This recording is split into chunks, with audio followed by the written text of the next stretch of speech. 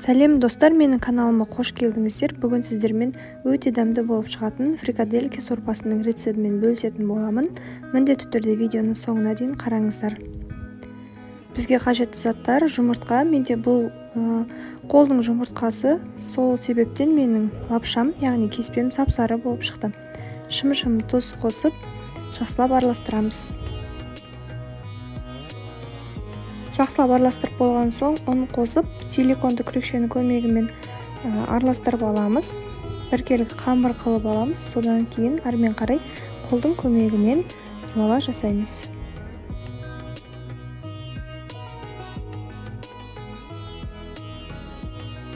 Бізде осындай кішкентай ғана зуала пайда болады. Бетін жауып, тындыруға қалдырамыз. Келесі кезекте бізде фрикадельки жасау үшін бізге тартылған ет қажет, және олардың үстінен өзімізге ұнайтын дәмдеуіштерді қосамыз. Және бір бас пиязымызды майдалап, ұсақтап турап, фаршымызға қосамыз.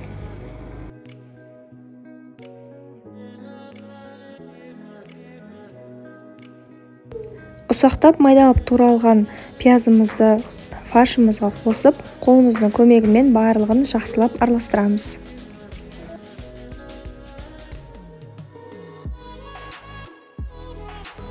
Фрикаделькиге арналған біздің фаршымыз дайын. Енді осындай майда шариктер жасап дайындап аламыз.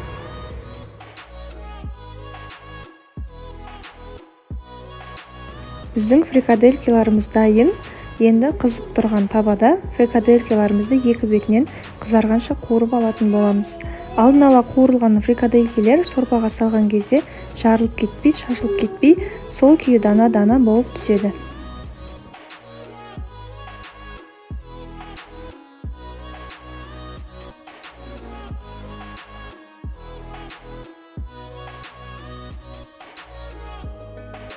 Екі жағынан қызарылып, қуырылып болған фрикаделькилардың үстінен ұзынша қылып туралған пияз сәбізімізді қосып, жақсылап тағы да қуыратын боламыз.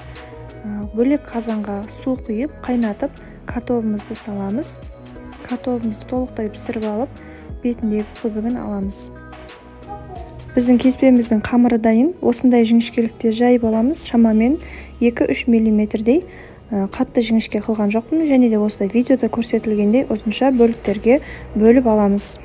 Әрмен қарай барлығын осылай видеода көрсетілгендей кеспе етіп, ұзынша етіп турап шығамыз.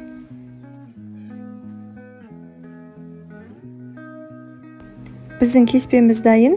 Осылай қолдың көмегімен араларын ашып, кептіріп алыңыздар. Міндетті түрде сол кезде жабысып қалмайды бір-біріне. Қуырылып болған фрикаделькиларымызды піскен картобымыз екеуін бірге қосамыз. Араластырып, тағы да 5-10 минутқа қалдырамыз.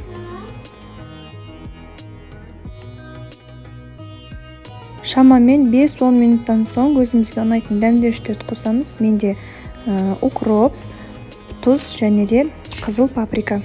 Кеспемізді қосамыз дайын болған. Барлығын қосып, оттың астының шамалы көтеріп, кеспеміз толықтай пісіп шыққанша 5 минуттай қатты отта ұстап пісіретін боламыз.